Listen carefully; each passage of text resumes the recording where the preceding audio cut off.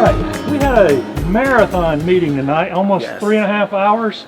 Let's see how fast you can tell people what happened. Yeah. Well, we had a very long meeting tonight, but anytime that happens, there is one great thing to take away from, and that is that people showed up. That means people in our community cared about something that was on the agenda or a topic, and they wanted to come talk about it. And so many times people say, "This is my first time coming to something like this," and so when they sit through and hear other things that are going on, they get a window into what we're doing at County Council. They understand how important it is to be involved in your county and your towns and your municipalities. So tonight there were a couple of key things on the agenda. One was the final reading of a Second Amendment ordinance, and this started way back in February, where a group of citizens came and said, hey, we basically want a proclamation, an ordinance saying Anderson County supports the Second Amendment. And this went through a committee which had citizens, it had the sheriff, it had different council members, and they went with legal guidance on how could they craft this the right way to say what they wanted it to, but not to overstep the bounds of the county and our abilities. And so that came up on third reading tonight. There were many people here who were in support of that. There were some people who spoke against it, but I think in all, everybody who was for or against it wanted the public to be safe. They just differed on the approach on how to make the public safe.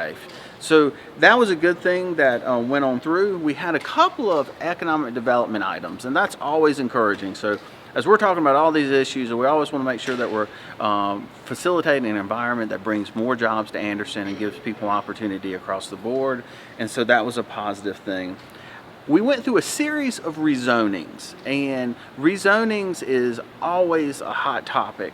And we try to explain some of the nuances of state law. If something's unzoned, there's different rules and mechanisms for people to do things with property, as opposed to when it's zoned. And zoned just means at some point in time that community came together and decided on some zoning rules.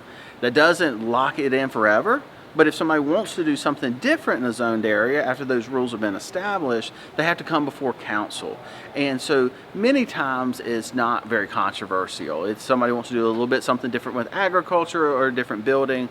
But tonight we had some that affected a high density potential residential development on the Wild Hog Road area near Pendleton High School.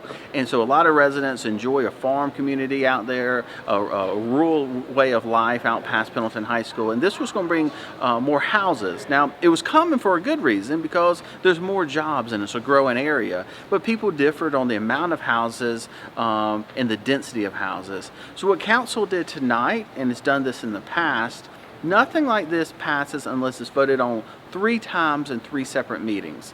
Council said, we're going to vote for it tonight because we want the community and the developer to work harder on coming to a consensus of what they want to see. And then hopefully by second time we vote on it, then everybody is in general agreement. If not, we don't have to keep moving forward. But if so, we've seen it in the past that people can work together. So we wanted to give that a chance. So that brought out a lot of speakers tonight where people were talking about how they wanted to see their community, what they didn't want to see in their community. It was a positive thing. So going from there, we had a report from the Public Safety Committee meeting where we're going to do these, what they call QRVs, quick response vehicles with paramedics that are going to assist our EMS to be able to get to people faster. And whenever EMS comes to your house, they want to make sure that if it's really serious, like a heart attack or a stroke, they got the right people on site. If it's not as serious, they want to have the right people on site. But either way, they want to be there quickly and they want to have the right people. And so then we talked about some procurement items with radio for EMS and some basic things. So at the end of the meeting, we had a lot of public comment about the Confederate statue in front of the courthouse.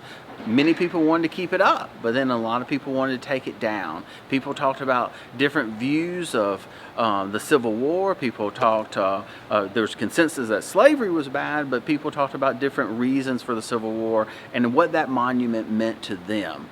At the end of the day, County Council listened to everybody and facilitated an environment where everybody was respectful of each other, but actually due to state law, This is something that's decided in Columbia. That's decided in the House in Columbia and the Senate in Columbia, and that was passed a number of years ago. So I would imagine that these comments and these things will be passed on to folks who interact in Columbia, and this will be an ongoing issue. But tonight it was well received. I think everybody was respectful of each other, and it was a good community event tonight. And so at the end of the night, as always, we had remarks from council and very little business after that. So it was a long meeting, but it was due to maybe some key issues that people were passionate about.